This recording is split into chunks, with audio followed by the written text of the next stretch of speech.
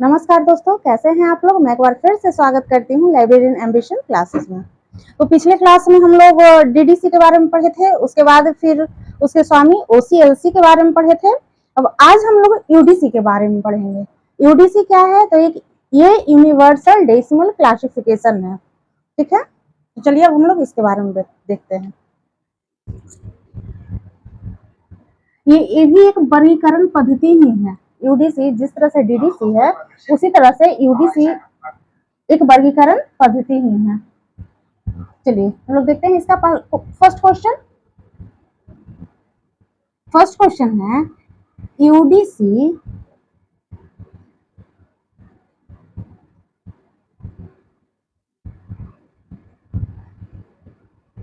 UDC का full form क्या है? यूडीसी का फुल फॉर्म क्या है? तो इसका फुल फॉर्म है universal decimal classification. Universal decimal classification और हिंदी में सार्वभौमिक दशमलव वर्गीकरण।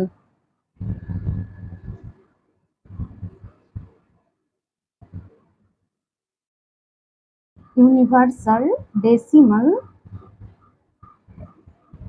क्लासिफिकेशन।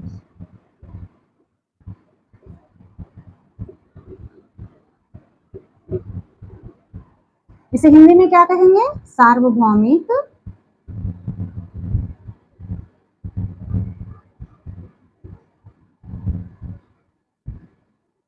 सार्वभौमिक दशमलव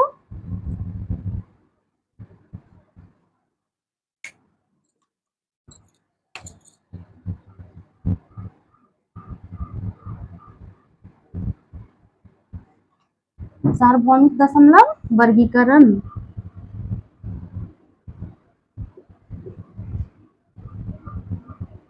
सार्वभौमिक दशमलव वर्गीकरण इसका हिंदी है। इंग्लिश में क्या होगा? Universal decimal classification. चलिए सेकेंड क्वेश्चन क्या है कि यूडीसी क्या है? यूडीसी क्या है?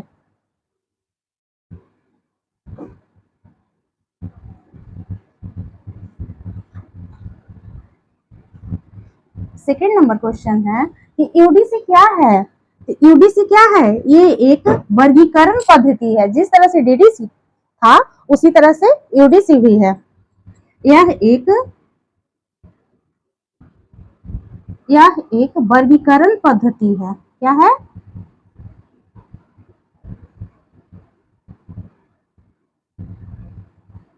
वर्गीकरण पद्धति।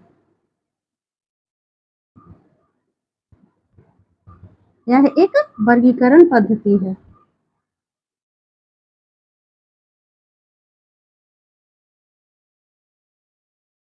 चलिए अब नेक्स्ट क्वेश्चन की ओर चलते हैं।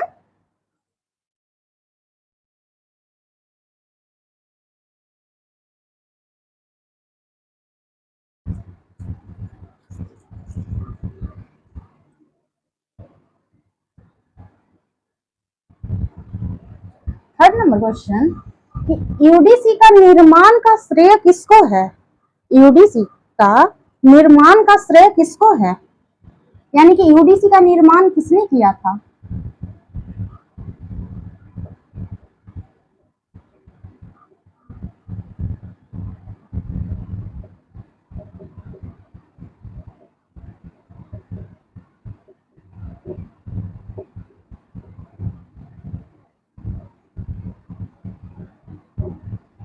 यूडीसी का निर्माण का श्रेय किसको है?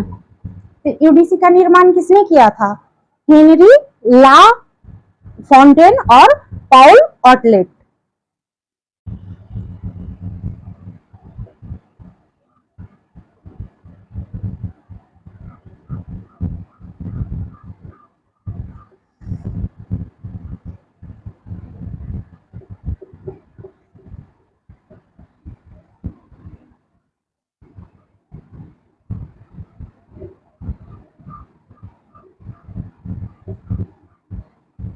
और पॉल ऑटलेट। हेनरी ला फॉन्टेन और पॉल ऑटलेट।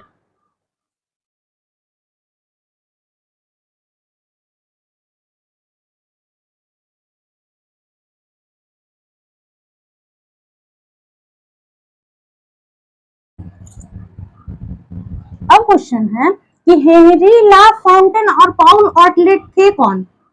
हेनरी ला फाउंटेन और पाउल ऑटलेट थे कौन? ये आता है क्वेश्चन।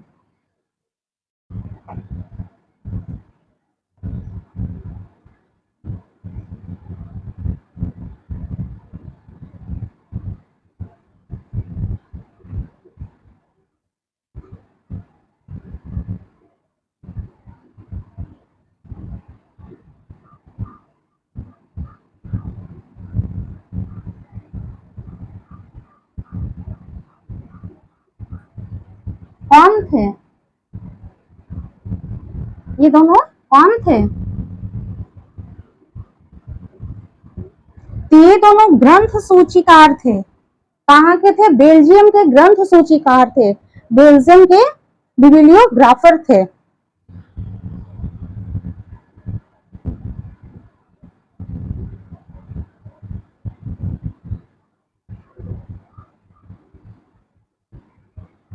बेल्जियम के क्या थे? ग्रंथ सूचीकार।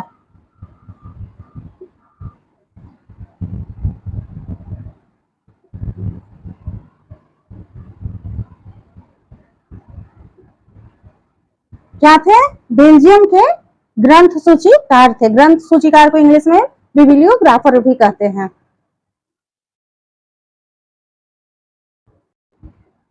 कब किया गया?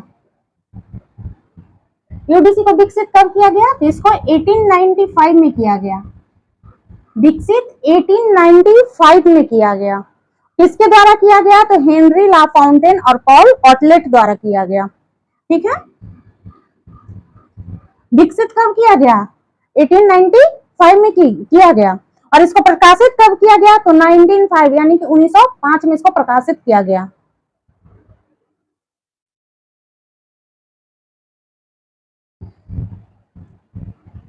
यूडीसी पद्धति का उद्भव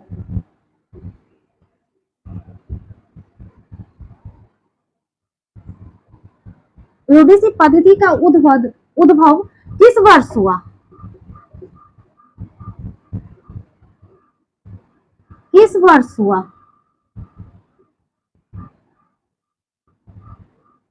उद्भव किस वर्ष हुआ? 1905 में हुआ। किस भाषा में हुआ? तो फ्रेंच भाषा में हुआ। किस भाषा में हुआ? तो फ्रेंच भाषा में। 6 नंबर क्वेश्चन है कि यूडीसी पद्धति किस नाम से प्रकाशित हुआ? यूडीसी पद्धति किस नाम से प्रकाशित हुआ? इसको पहली बार किस नाम से प्रकाशित किया गया था?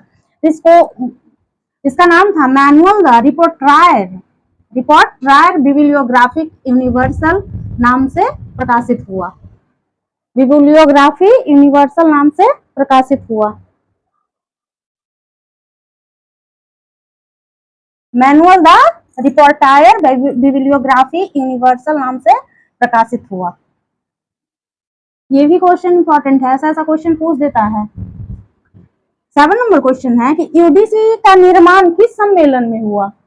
यूडीसी का निर्माण किस सम्मेलन में हुआ? तो इसका हुआ international conference of bibliography. International conference of bibliography जो कहाँ हुआ था? ब्रुसेल्स में हुआ था। कहाँ हुआ था? ब्रुसेल्स में।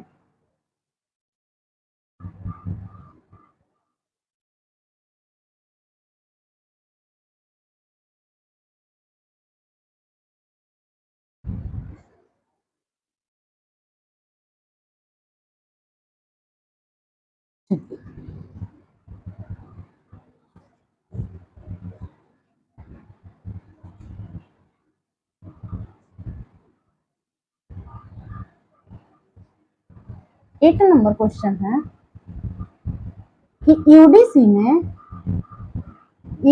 में किस प्रकार के अंकन पद्धति का उपयोग किया गया है या प्रयोग किया गया है? यूडीसी में किस प्रकार के अंकन पद्धति का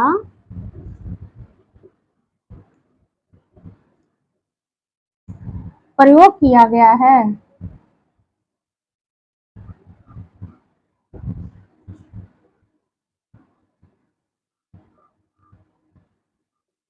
प्रयोग किया गया है। किस प्रकार का?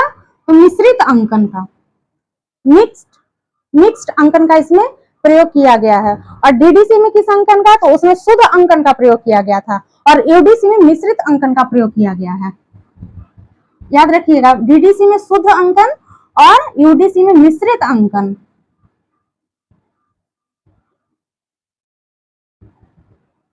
मिश्रित अंकन का प्रयोग किया गया है।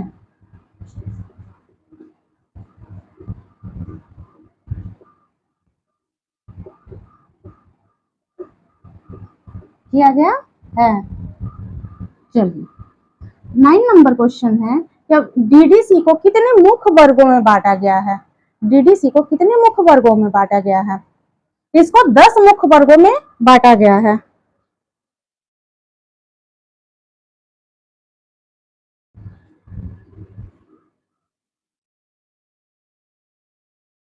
सॉरी, डीडीसी नहीं, यूडीसी को।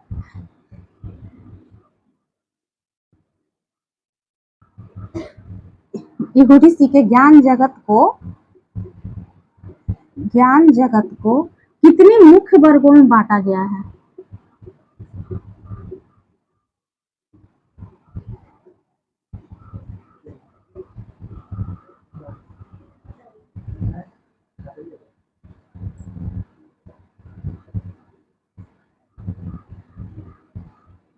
यूडीसी के ज्ञान जगत को कितने मुख्य वर्गों में बांटा गया है? तो 10।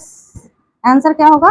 10 मुख्य वर्ग। डीडीसी को भी 10 मुख्य वर्गों में ही बांटा गया था, और यूडीसी को भी 10 मुख्य वर्गों में ही बांटा गया है। क्या लिखेंगे? 10 मुख्य वर्गों में।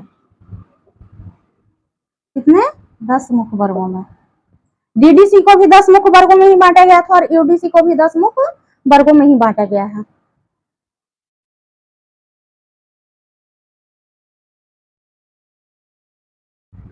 टेंथ नंबर क्वेश्चन है कि 10 यूडीसी में 10 मुख्य वर्ग कौन कौन से हैं? 10 मुख्य वर्ग कौन कौन से हैं? तो 0 में हो गया सामान्य कृतियां, 1 में दर्शन शास्त्र, 2 में धर्म, 3 में सामाजिक विज्ञान, 4 है जो वैकेंट है यानी खाली है, और 5th में गणित और प्रकृति विज्ञान।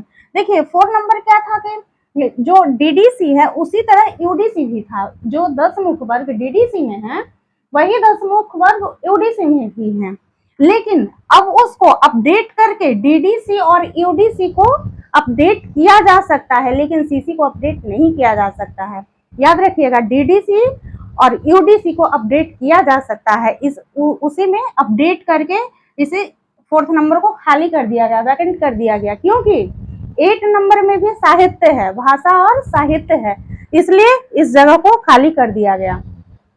ठीक है, तो डीडीसी ये क्लासिफिकेशन बना कैसे? आइए हम लोग इसकी कहानी जानते हैं। क्लासिफिकेशन मेलविल डेवी ने कैसे बनाया? मेलविल डेवी एक लाइब्रेरियन थे, और क्या था कि पहले सारे बुक्स एक ही जगह रखे जाते थे, बुक्स की कोई क्लासिफिकेशन नहीं होती थी। जैसे कि घर में हम लोग बुक्स रखते हैं तो सारे बुक्स एक ही साथ रखते हैं, उसी तरह लाइब्रेरी में भी सारे बुक्स एक ही साथ रखे जाते थे। जो भी पाठक आते थे उनको बुक देने में लाइब्रेरियन को मेलविल डेवी को दिक्कत होने लगी। जैसे कि अब कोई बच्चा फिजिक्स की बुक मांग रहा है, कोई केमिस्ट्री की मांग रहा है, कोई बायोलॉजी की मांग रहा है, तो बुक ढूंढने में दिक्कत होती थी। इसलिए मेलविल डेवी ने अपने काम को सरल करने के लिए उन्होंने क्लासिफिकेशन बनाया। फर्स्ट में सामान्य कृतियां रखने लगे, 1 में दर्शन शास्त्र, फिर 2 में धर्म की, 3 में सामाजिक विज्ञान, 4 तो खैर खाली कर दिया गया है, लेकिन अब भाषा था, और 5 में गणित और प्रकृति विज्ञान की किताबें वो रखने लगे। इससे क्या हो गया? उनका काम सरल हो गया। जब भी कोई बच्चा है तो वो जिस चीज की किताबें मांगे तुरंत उस पाठक को वो प्रोवाइड हो जाती थी। उन्होंने अपने काम को सरल बनाने के लिए क्लासिफिकेशन का आविष्कार किया, क्योंकि आवश्यकता ही आविष्कार की जननी होती है। जब उनको आवश्यकता पड़ी तो इस डीडीसी का आविष्कार हो गया। डीडीसी के पहले कोई क्लासिफिकेशन नहीं थी। सबसे पुरानी जो वर्गीकरण पद्धति है वो डीडीसी ही है, और जो उन्होंने बनाई वर्गीकरण पद्धति, वही वर्गीकरण पद्धति अब सारे लोग मतलब उसको यूज करने लगे, सब लोग देखे कि नहीं बहुत अच्छी पद्धति है, जिससे बुक्स बहुत जल्दी मिल जाते हैं, तो उसी पद्धति। चलिए अब 6 में क्या है, तो 6 में है व्यावहारिक विज्ञान, 7 नंबर में ललित कला, 8 में साहित्य और 9 में इतिहास और भूगोल है। 6 में व्यावहारिक विज्ञान, 7 में ललित कला, 8 में साहित्य, 9 में इतिहास और भूगोल है।